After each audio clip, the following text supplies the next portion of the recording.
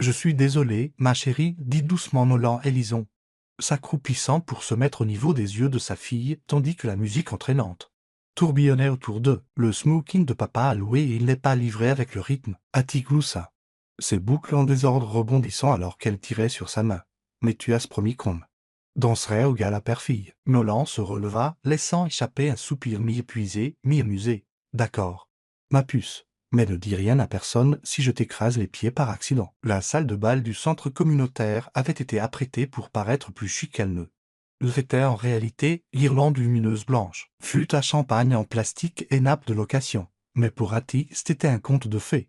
Et Nolan se serait damné pour ne pas rendre cette magie réelle, l'entraînant au centre de la piste de danse.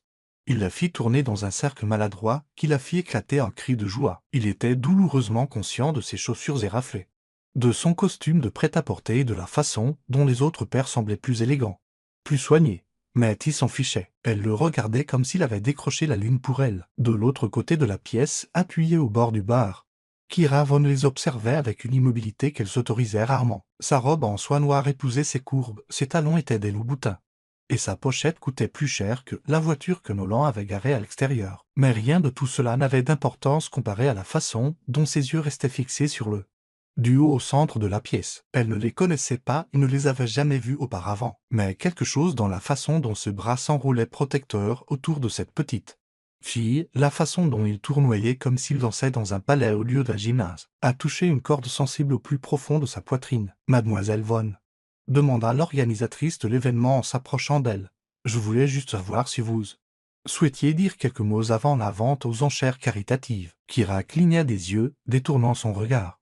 Pas de discours, dit-elle doucement. Gardez simplement les projecteurs loin de moi. La femme hocha la tête et s'éloigna. Kira se tourna de nouveau vers la piste de danse. Elle aurait dû partir il y a une heure. Elle n'était venue que parce que Von Rudins avait parrainé l'événement. Et son assistant avait dit que ce serait une bonne publicité si elle faisait une apparition. Elle détestait ces choses, les faux sourires, les conversations ennuyeuses et les gens qui ne la voulaient que pour son argent. Mais alors, elle l'a vu. Il ne regardait personne d'autre, n'essaya pas d'impressionner. Son monde entier était cette petite fille, et c'était la première fois depuis longtemps que Kira voyait quelque chose de réel. Nolan fit une nouvelle révérence à Hattie. Cette fois de façon spectaculaire. Elle rit si fort que la moitié de la salle se tourna pour regarder. Papa, halta-t-elle, à bout de souffle. Tu vas me faire tomber. Jamais, dit-il, sa voix calme et ferme. Le sourire de Kira s'adoucit. Elle ne connaissait pas son nom, ne savait rien de lui. Si ce n'est que son smoking n'était pas à sa taille et que ses chaussures avaient des trous prises de la semelle. Mais quelque chose chez lui la fit rester. Plus tard dans la soirée, lorsque la musique s'estompa et que la tombola fut annoncée, Nolan conduisit Hattie vers la table de collation. « Je peux avoir 2 biscuits ?» demanda-t-elle, tendant déjà la main vers 3. « Juste un » dit-il en lui en arrachant un de la main. « On doit faire durer les courses cette semaine. »« Tu te souviens ?» ?»« Oui, marmonna-t-elle, mordant dans le biscuit au sucre avec un soupir dramatique. Kira, debout à quelques mètres de là, surprit l'échange. Faire durer les courses. Elle pencha la tête, la curiosité l'envahissant. Avait-il des difficultés? Il n'avait pas l'air du genre d'homme à demander de l'aide, mais elle pouvait repérer les difficultés financières à 1 kilomètre. Elstan était sorti à la force du poignet une fois auparavant. Elle pouvait le voir dans la façon dont ses yeux balayaient les prix sur la table, ou la façon dont il resserrait sa prise sur son portefeuille quand Hattie tendait la main pour une 2e brique de jus. Il n'était pas radin. Il survivait. « Excusez-moi, » dit-elle en s'approchant d'eux avant de pouvoir y réfléchir à 2 fois. « Votre fille est adorable. » Nolan se tourna, clignant des yeux devant cette femme qui semblait sortie de la couverture d'un magazine de mode. « Merci, dit-il, manifestement incertain de la raison pour laquelle elle lui parlait. Elle tient ça de sa mère. Il y eut une pause, une qui dura juste assez longtemps. « Votre femme n'a pas pu être là ce soir ?» demanda Kira prudemment. « Elle est décédée, dit-il simplement, il y a 3 ans. »« Je suis désolé, dit-elle doucement. » Il hocha la tête. « Ce n'est rien. On s'en sort. » Kira baissa les yeux sur Hattie, qui avait du chocolat sur le nez et fredonnait pour elle-même. « Vous vous en sortez plus que bien, » dit-elle à voix basse. Nolan la regarda alors, la regarda vraiment, et pendant une seconde, quelque chose passa entre eux. Une lueur de reconnaissance, de compréhension.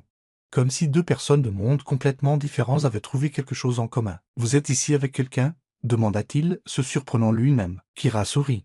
« Non, je suis juste venu faire un don et j'ai fini par rester pour la compagnie. » Il hésita, puis tendit la main. « Nolan et Lison. »« Kira, dit-elle en glissant sa main dans la sienne. »« Kira Von. » Il ne tressaillit pas, ne scia pas. Il ne sembla pas du tout reconnaître le nom, et ça, mon Dieu. C'était rafraîchissant. Enchanté de vous rencontrer, Kira, dit-il, la voix chaleureuse. Vous aussi, Nolan. La tombola fut annoncée, mais aucun d'eux ne bougea. Hattie tira sur le bras de Nolan, lui chuchotant quelque chose sur le fait de vouloir danser à nouveau. Je devrais. Commença-t-il. Allez-y, dit Kira en souriant. Elle attend. Il prit la main de Hattie et retourna sur la piste de danse, mais cette fois, ses yeux revenaient sans cesse vers Kira, et elle n'arrêta pas de le regarder. Elle n'est pas partie tôt comme elle l'avait prévu. Elle ne s'est pas cachée dans un coin ni n'a esquivé les conversations. Elle est restée.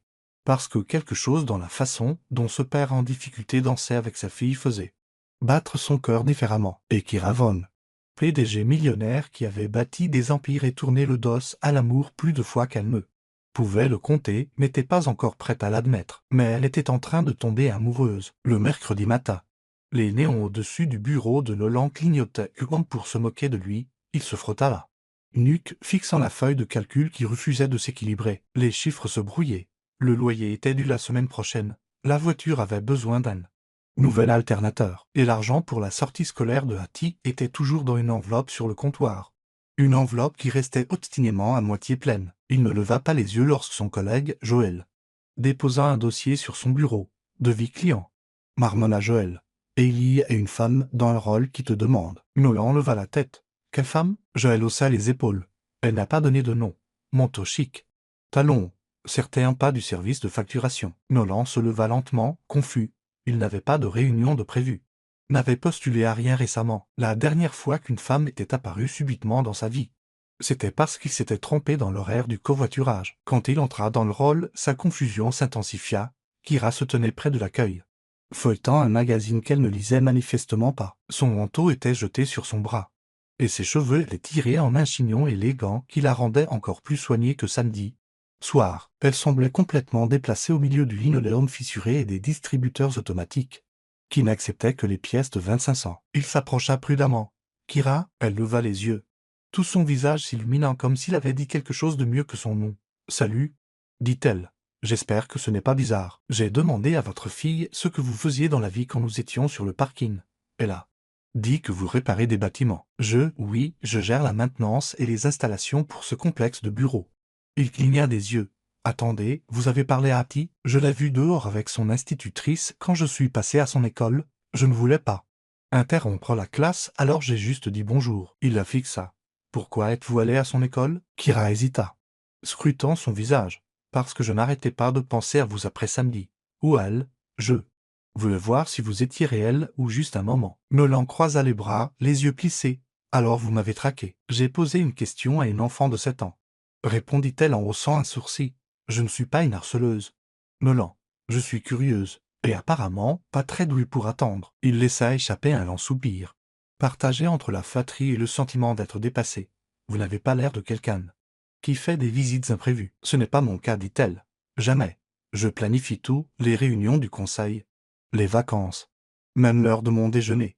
Mais quelque chose chez vous m'a fait tout envoyer balader. » Elle fit une pause. « J'ai apporté du café. » Il baissa les yeux sur les 2 gobelets dans sa main. Elle lui en tendit un. « Je ne savais pas comment vous le preniez, alors j'ai pris les 2.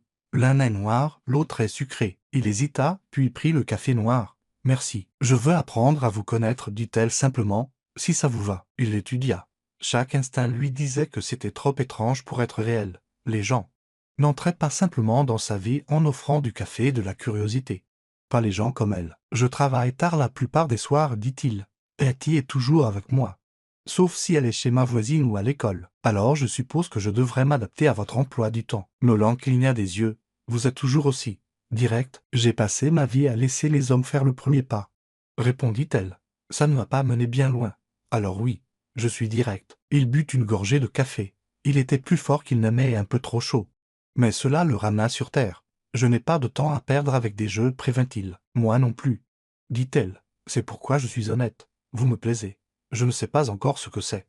Mais je veux le découvrir. Je ne suis pas un projet. » Ajouta-t-il plus bas, « Je ne suis pas quelque chose de cassé que vous pouvez réparer. » L'expression de Kira ne changea pas. « Je ne vous ai jamais vu comme quelqu'un de cassé. » Il y eut un temps de silence entre eux, lourd de non-dits. « Je dois retourner au travail, dit-il finalement. »« Je sais, dit-elle en reculant. Mais je serai au parc près de l'école de Hattie ce samedi, vers 14 heures. Si vous venez, je saurai que vous êtes curieux aussi. Si vous ne venez pas, je respecterai ça. Elle se tourna, ses talons claquant sur le carrelage, et sortit sans attendre un mot de plus. Nolan resta là un long moment, la tasse de café réchauffant sa main, se demandant ce qui venait de se passer. Samedi arriva plus vite que prévu.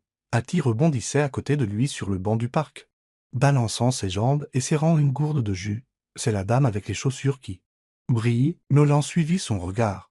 Kira était assise sur une couverture de pique-nique sous un arbre, vêtue de haine et d'un pull doux, ses chaussures posées à côté d'elle. Elle ne ressemblait en rien à la femme du rôle. « Ouais, dit-il, on va la voir. » Il ne répondit pas tout de suite. Elle lui donna un coup de coude. « Papa. » Elle a apporté des collations. Il soupira. « D'accord, mais juste pour un petit moment. » Hattie était déjà à mi-chemin avant qu'il ait fini sa phrase. Kira leva les yeux à leur approche, souriant comme si elle les avait attendus toute la journée. « Salut, dit-elle en tendant une boîte. Tranche de pommes et beurre de cacahuètes. Sauf si quelqu'un a des allergies. » Pas d'allergie, dit Nolan, s'installant sur l'herbe à côté d'elle tandis que Hattie plongeait dans les collations. Pendant un moment, ils restèrent assis dans un silence confortable, regardant Hattie poursuivre un papillon à travers la pelouse. « Elle a votre concentration, dit doucement Kira. »« Elle a son propre feu intérieur, répondit-il. » Kira se tourna vers lui. « Je n'étais pas sûr que tu viendrais. »« Moi non plus, admit-il. Qu'est-ce qui t'a fait changer d'avis ?» Il baissa les yeux sur l'herbe, puis les releva vers elle. « Tu n'as pas essayé de m'impressionner. Tu es juste venu. Je ne pense pas avoir fait ça pour qui que ce soit depuis longtemps. » Il hocha lentement la tête. « Moi non plus. » Ils se turent à nouveau. Mais c'était différent cette fois, comme si quelque chose avait changé. Pas précipité, pas forcé, juste un commencement. Le samedi après le parc, l'air était imprégné de l'odeur de la fin du printemps, de l'herbe fraîchement coupée, de l'asphalte chaud et de la légère trace de chèvrefeuille des buissons près de l'immeuble de Nolan. Il tenait la main de Hattie alors qu'il montait les marches du Johnstone, son sac à dos rebondissant à chaque saut. « Mademoiselle Carlo a dit que je pouvais amener un adulte à l'exposition d'art, » annonça Hattie. « Je lui ai dit que j'en amenais deux. » Nolan s'arrêta à la porte. « Deux ?» Elle leva les yeux vers lui, les yeux grands ouverts. « Toi et Mademoiselle Kira. » Il expira par le nez en déverrouillant la porte. « Ce n'est pas vraiment comme ça que ça marche. » Ma puce, elle a dit que je pouvais, elle l'a même écrit. Nolan ne répondit pas, il ne savait pas quoi dire. Il n'avait parlé de la visite au parc à personne, surtout pas à l'institutrice de Hattie. Et il ne s'attendait certainement pas à ce que Kira devienne si vite un sujet de conversation. À l'intérieur, l'appartement était sombre et bien rangé, comme toujours. Il posa son sac à dos et vérifia le réfrigérateur. Une seule boîte de plats à emporter se trouvait sur la deuxième étagère, et une miche de pain était en équilibre précaire à côté d'un pot de moutarde. Il se nota mentalement d'acheter du lait. « Tu penses qu'elle viendra ?» demanda Hattie, grimpant sur le comptoir et balançant ses jambes. « Je ne sais pas, dit-il. »« Tu l'aimes bien, dit-elle. » Il se tourna pour la regarder. « Tu ne sais même pas ce que ça veut dire. »« Si, je sais. Tu la regardes comme si tu pensais à plein de choses. » Nolan haussa un sourcil. « Ce n'est pas ça, aimer quelqu'un. »« Si, quand on est un adulte, dit-elle en haussant les épaules. » Il essaya de ne pas rire. « Mange une pomme. » De l'autre côté de la ville, Kira était adossée au rebord de la fenêtre de son penthouse, son ordinateur portable en équilibre sur ses genoux et une tasse de thé au jasmin refroidissant sur la table d'appoint. Elle jetait à peine un coup d'œil aux feuilles de calcul qui brillaient sur son écran. Son esprit était encore au parc, sur l'herbe où Hattie lui avait offert la moitié d'une barre de céréales avec des doigts collants, et où Nolan s'était adossé sur ses coudes, les regardant tous les deux comme s'ils ne s'étaient pas détendus depuis des années. Elle aurait dû être à une réunion de stratégie cet après-midi. Au lieu de cela, elle avait dit à son assistant de la reporter. Elle tapota ses doigts contre sa cuisse, puis ferma l'ordinateur portable et se leva. Au fond de son placard se trouvait une housse à vêtements, une qu'elle n'avait pas touchée depuis des mois. Elle l'ouvrit et en sortit une simple robe bleu marine, le genre de choses que l'on pourrait porter à un événement scolaire. Elle la tint contre elle dans le miroir, puis se tourna légèrement. Trop formelle, trop décontractée. Pourquoi s'en souciait-elle? Elle la laissa tomber sur le lit et sortit son téléphone. Pas de message, pas d'appel manqué. Juste le silence qui suivait toujours lorsqu'elle s'éloignait de son monde. Elle ne voulait plus s'éloigner. Elle voulait aller quelque part de nouveau. Le lendemain, Nolan resserrait un tuyau sous un lavabo des toilettes à l'autre bout du bâtiment lorsque son téléphone vibra dans sa poche. Il l'ignora. La clé glissa une fois, lui éraflant les phalanges. Il grimaça, serrant la main pour empêcher le sang de monter. Quand il eut fini, son téléphone avait 4 appels manqués, tous d'un numéro inconnu. Il s'essuya la main sur un chiffon et entra dans le couloir, composant les numéros. Kira Von, répondit la voix. « C'est Nolan, dit-il en s'appuyant contre le mur. Vous avez appelé ? » « Oui, dit-elle. J'ai une question. » Il attendit. « Il y a une exposition d'art à l'école de Hattie ce vendredi. continua-t-elle, elle m'a invité. Il cligna des yeux. Elle vous l'a dit, elle a trouvé mon numéro dans votre téléphone et m'a appelé elle-même. Elle a dit qu'elle l'avait mémorisé quand vous avez laissé votre téléphone sur le comptoir de la cuisine. Nolan passa une main sur son visage. Elle a 7 ans. Elle est persévérante, dit Kira. Je lui ai dit que je vous demanderais d'abord. Il expira. C'est juste censé être pour les parents. Elle a dit que non. Nolan pouvait imaginer l'expression exacte que Hattie avait dû faire, grand yeux, voix sérieuse. Main jointe comme si elle avait un secret. Elle ne s'ouvre généralement pas aux gens comme ça. Le ton de Kira s'adoucit. Je sais. Il hésita. Ça compte beaucoup pour elle. J'ai eu cette impression. Alors je suppose que vous devriez venir. Elle ne parla pas pendant un moment. Puis, j'apporterai des fleurs. L'exposition d'art se tenait dans un couloir étroit bordé de cadres en papier de construction et de paillettes y crissaient sous chaque pas. Le dessin de Hattie était scotché entre deux collages surdimensionnés. Le sien était un croquis au crayon d'une femme aux cheveux longs et d'un homme au sourire de travers tenant la main d'une petite fille en robe rose. « C'est toi, dit-elle à Kira en montrant la femme, et ça, c'est papa. » Kira s'accroupit, écartant une boucle du front de Hattie. « Tu m'as faite très grande, tu l'es. » À côté d'eux. L'expression de Nolan était indéchiffrable. Elle t'a même mis un nœud dans les cheveux, dit-il. C'est une licence artistique, répondit Kira. La salle de classe bourdonnait de bavardages et de flashs d'appareils photo. Mais Nolan restait immobile, regardant Kira avec sa fille comme si elle avait toujours eu sa place là. Comme si elle faisait partie de quelque chose dont il n'avait pas réalisé l'absence. Après, ils sortirent ensemble sur le parking. Hattie sautillant devant avec un cupcake dans chaque main. « Elle t'a dessiné, dit Nolan. J'ai remarqué, elle ne dessine pas beaucoup de gens. » Kira le regarda. « Ça te va ?» Il prit une profonde inspiration. « Je ne m'y attendais pas. Ce n'est pas ce que j'ai demandé. » « Non, admit-il. Mais je commence à m'y faire. » Kira leva les yeux vers lui. Les lampadaires projetant des halos sur le trottoir. « C'est une gentille fille, dit-elle. Elle est vraiment. Et toi, tu es... » Elle fit une pause. « Tu n'es pas ce que je pensais que tu serais. Je pourrais en dire autant de toi. Alors arrêtons de deviner. » Nolan ne bougea pas. Ses yeux cherchèrent les siens et un instant, le bruit du parking s'estompa. « Je ne sais pas ce que c'est, dit-il. Moi non plus, murmura-t-elle, mais je veux le découvrir. » Il ne répondit pas. Il se pencha simplement lentement jusqu'à ce que leurs fronts se touchent, et pour la première fois depuis des années. Il n'eut pas l'impression de se préparer à ce que quelque chose s'effondre. La pluie tapotait doucement contre les vitres de l'appartement de Nolan alors qu'il se tenait dans la cuisine, les manches retroussées, les coups de l'eau de vaisselle. L'appartement sentait légèrement la cannelle, une idée de Hattie, après qu'elle ait insisté pour faire des muffins à partir d'une préparation en boîte cet après-midi-là. Quelques-uns refroidissaient sur le comptoir, certains de travers. Un complètement effondré au milieu, mais elle les avait déclarés chefs-d'œuvre. Il jeta un coup d'œil vers le salon. Kira était assise en tailleur par terre, aidant Hattie à enfiler des perles sur un fil. La langue de la petite fille sortait légèrement en signe de concentration, tandis que Kira se penchait pour faire le nœud avec le genre de patience qui venait de l'effort.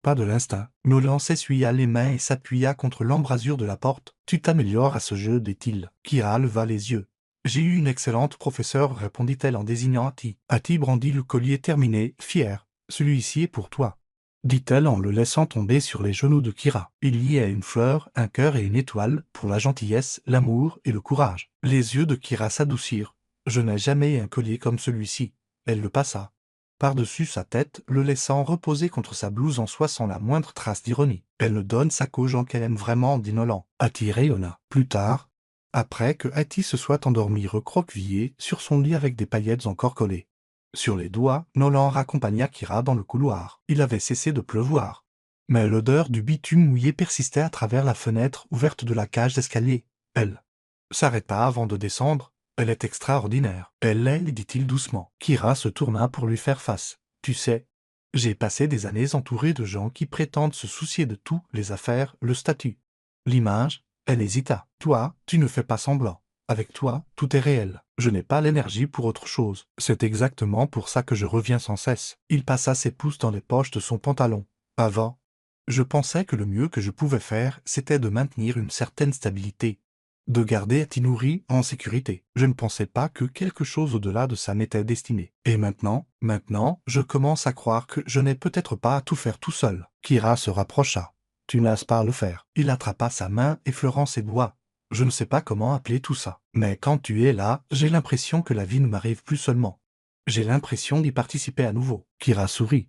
Pas de la manière polie et étudiée que Nolan avait vu au gala. Celui-ci était sans défense, comme si quelque chose en elle avait enfin expiré. « J'ai quelque chose pour toi, dit-elle en fouillant dans la poche de son manteau.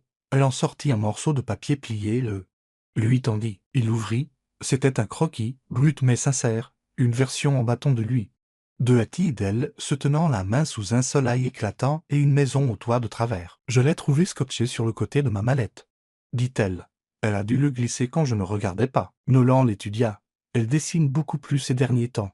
Elle m'a dit qu'elle voulait être artiste quand elle serait grande. Avant, elle disait astronaute. Ça a changé vite. Elle a dit que les astronautes portent des casques et qu'elle ne pourrait pas voir ses crayons. Il rit, puis secoua la tête. Elle va révolutionner le monde un jour. Elle l'a déjà fait, dit doucement Kira. Du moins pour moi. Pendant un long moment, ils restèrent dans la cage d'escalier silencieuse. Le poids de tout ce qu'il n'avait pas dit plana entre eux. Puis Nolan leva la main. Lui prit la joue et l'embrassa. Ce n'était pas un baiser précipité, ni incertain. C'était le genre de baiser qui vient de la certitude, pas de la supposition. De ce que l'on veut. Quand ils se séparèrent, Kira posa son front contre le sien. « Je ne veux pas partir ce soir. » Il expira. « Hattie dort. Le canapé est à toi. » Je ne parlais pas du canapé. Il la regarda, surpris. « Tu es sûr ?» Jamais été aussi sûr. Le lendemain matin, la lumière du soleil inondait les fenêtres alors qu'ils étaient assis ensemble sur l'escalier de secours, des tasses de café à la main, Hattie dormant toujours à l'intérieur. En bas, la rue bourdonnait de la vie matinale du week-end, mais ici, c'était calme. « J'ai une proposition, dit Kira en posant sa tasse. Nolan haussa un sourcil. « Tu es pleine de surprises. Je veux t'offrir quelque chose, dit-elle. Pas de la charité, pas une faveur. Un partenariat. » Il se tendit. « Kira, laisse-moi finir. » dit-elle. « Je cherche à étendre Von Rooldins dans le développement communautaire. Des projets réels, pas seulement des bâtiments, mais des gens. J'ai besoin de quelqu'un avec des connaissances pratiques. Quelqu'un qui sait ce dont les familles ont besoin sur le terrain. Quelqu'un qui l'a vécu. Tu veux que je travaille avec toi, dit-il, stupéfait. Je veux que tu m'aides à construire quelque chose de mieux. Quelque chose de réel. J'ai confiance en toi, Nolan, et je ne vois personne de plus qualifié. Il resta silencieux un long moment. Puis il hocha lentement la tête. D'accord. Construisons quelque chose. Les semaines passèrent. Le projet passa des croquis au plan, des conversations à l'action. Nolan se retrouva en réunion avec des architectes, des leaders communautaires et des entrepreneurs. Tous l'écoutant quand il parlait. Kira se tenait à ses côtés dans chaque pièce, non pas pour le diriger, ni pour le protéger, mais à ses côtés. Les dessins de Hattie incluaient maintenant des bâtiments avec des jardins, des enfants jouant dans des cours, et une femme en talons hauts à côté d'un homme aux cheveux en désordre et aux manches retroussées. Et l'appartement de Nolan, 0 millions 100 000 sont un Lucan de survie routinière. Pulsait maintenant de quelque chose de nouveau, des rires, du désordre, de la musique et un avenir. Le gala revint, pressant jour pour jour après le premier. Cette fois, Nolan portait un smoking sur mesure, parfaitement ajusté. Kira était dans une robe violette profonde, ses cheveux relevés avec de minuscules étoiles dorées. Hattie portait une robe avec des poches et insistait pour porter un sac à main à paillettes pour les choses importantes. Alors qu'il entrait sur la piste de danse, Nolan regarda autour de lui. L'année dernière, il avait dansé avec sa fille et s'était senti comme l'homme le plus pauvre de la pièce. Ce soir, il tenait la main de Kira d'un côté, celle de Hattie de l'autre, et se sentait comme l'homme le plus riche du monde. Et quand la musique commença, il n'hésita pas. Il dansa. Le doux cliquetis des fourchettes contre la porcelaine était le seul son dans le restaurant sur le toit, tandis que les serveurs glissaient entre les tables éclairées à la bougie, leurs pas silencieux sur le sol en marbre. Un quatuor à cordes jouait doucement dans un coin, et la ligne d'horizon scintillait derrière des murs de verre qui révélaient toute l'étendue de la ville en contrebas. Nolan tendit la main sur la table, effleurant du pouce les jointures de Kira alors qu'elle fixait l'horizon. « Je ne pensais pas que des endroits comme celui-ci étaient réels, dit-il. D'habitude, ils ne le sont pas. » Murmura-t-elle. « Pas comme ça. Pas sans quelqu'un avec qui on veut le partager. » Il l'étudia. Son expression avait changé au cours des derniers mois. Moins sur la défensive. Plus présente, elle ne ressemblait plus à une femme qui attendait que quelque chose tourne mal. Il leva son verre de vin, aux choses que nous n'attendions pas. Elle cogna légèrement le sien contre le sien, et dont nous ignorions avoir besoin. Après le dîner, ils sortirent sur la terrasse. La nuit était fraîche. La prise soulevant des mèches de ses cheveux alors qu'elle se penchait contre lui. « Tu as été silencieux toute la soirée, » dit-elle. Je réfléchissais. Ça me semble dangereux. Il se tourna, sortant un morceau de papier plié de sa veste. « Hattie m'a donné ça hier. » Elle le prit, le dépliant soigneusement. Le dessin était plus simple que d'habitude, un arbre, une maison, un trio de bonshommes allumettes. Mais cette fois, Kira avait une couronne et Nolan tenait une clé géante. Elle a dit que j'étais la reine parce que j'aidais à prendre soin du château. Dit doucement Kira. À quoi sert la clé? Elle m'a dit que c'était pour tout déverrouiller. Je pense qu'elle parlait de nous. Kira baissa les yeux, ses yeux traçant les lignes de crayon. Elle voit plus de choses que la plupart des adultes. Elle a dû le faire. Il plongea de nouveau la main dans sa poche, sortant cette fois une petite boîte en velours. Ses yeux s'écarquillèrent lorsqu'il l'ouvrit, révélant une bague délicate sertie d'un seul diamant et de 2 minuscules saphirs de chaque côté. « Je ne veux pas attendre, dit-il. Pas parce que je suis pressé, mais parce que je suis sûr. Tu es entré dans nos vies et tu as commencé à construire quelque chose dont nous ignorions l'absence. Tu ne m'as pas seulement aimé, tu m'as vu tout entier. » Kira cligna rapidement des yeux, la gorge serrée. « Je veux donner à Ati un foyer qui ne semble plus temporaire, continua-t-il. Et je veux te donner quelque chose de permanent aussi. Quelque chose de réel. Veux-tu m'épouser ?» Elle le fixa, stupéfaite et silencieuse. Puis, sans un mot, elle hocha la tête, des larmes coulant sur ses joues alors qu'elle enroulait ses bras autour de son cou. « Oui, murmura-t-elle contre sa peau. Oui, je le veux. » Un mois plus tard, il se tenait sous une canopée de glycine blanche dans un jardin niché derrière le musée de la ville. La cérémonie était intime, juste des amis proches, quelques collègues, et une rangée de chaises pliantes remplies d'enfants de la classe de Ati, tous bourdonnant d'excitation. La robe de Kira était simple, élégante et absolument parfaite. Ati portait une couronne de fleurs assorties et tenait un bouquet presque aussi grand qu'elle. Nolan se tenait à l'autel, son costume repassé, la cravate légèrement de travers, juste assez pour rester lui-même. Alors que Kira remontait l'allée, Ati se mit à ses côtés, lui tenant la main pendant qu'elles avançaient ensemble. Nolan ne regardait pas les invités. Il ne les regardait qu'elle. Les vœux furent courts, honnêtes. Nolan promit de se tenir à ses côtés, ni devant, ni derrière. Kira promit de ne jamais construire de mur entre eux. Ati leur tendit les alliances. Et quand les doigts de Kira se glissèrent dans ceux de Nolan, et que l'officiant les déclara mari et femme, les applaudissements ressemblèrent à un chœur de nouveau départ. La réception eut lieu dans le même jardin, décoré de lanternes qui se balançaient doucement dans la brise. Il n'y avait pas de salle de bal, pas de tapis rouge, juste des rires, de la musique et le tintement des verres sous les étoiles. Kira était assise sur un banc, ses talons posés à côté d'elle, regardant Ati apprendre à Nolan à valser sur l'herbe. La petite fille comptait les pas à voix haute, tournant en rond jusqu'à s'effondrer dans un fou rire. Nolan la souleva, la jetant par-dessus son épaule sous d'autres éclats de rire. La mère de Kira s'approcha, une coupe de champagne à la main. « Il est bon avec elle, dit-elle. »« Il est tout avec elle, répondit Kira. » Sa mère s'assit à côté d'elle. « Tu as l'air heureuse. »« Je le suis. » Il y eut une pause. « Je n'étais pas sûr quand tu as commencé ça. » Admit sa mère. « Tu as toujours gardé les gens à distance. Je pensais que tu aimais ça comme ça. »« C'était le cas, dit Kira. Jusqu'à ce que je rencontre quelqu'un qui n'a pas demandé à entrer. Il est juste apparu et net.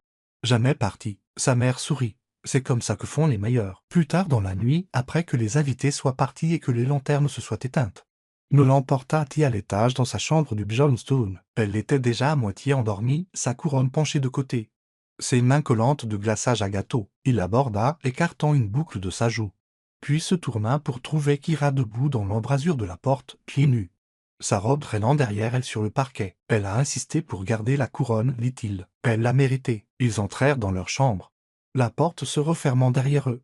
Kira s'assit sur le bord du lit, attrapant sa main. « Alors, dit-elle, nous sommes officiellement mariés. J'ai l'impression qu'on l'était déjà. Maintenant, c'est légal. » Il se pencha, embrassant son épaule. « Je n'arrive toujours pas à croire que tu aies dit oui. »« J'ai dit oui parce que je savais. » murmura-t-elle. « Dès l'instant où tu as dansé avec ta fille, comme si le monde n'avait pas d'importance, je savais. » Il l'enlaça, la serrant contre lui. Le lendemain matin, le son des rires résonna dans la cuisine alors que Ati essayait de retourner des crêpes et échouait de façon spectaculaire, la pâte éclaboussant le comptoir. Kira se tenait à côté d'elle, guidant ses mains tandis que Nolan versait du café et faisait semblant de ne pas remarquer le désordre. Dehors, la ville s'éveillait. À l'intérieur, leur maison était remplie de chaleur, de chaos et de quelque chose qu'aucun d'eux n'avait osé espérer, un amour qui était apparu de manière inattendue et était resté pour toujours.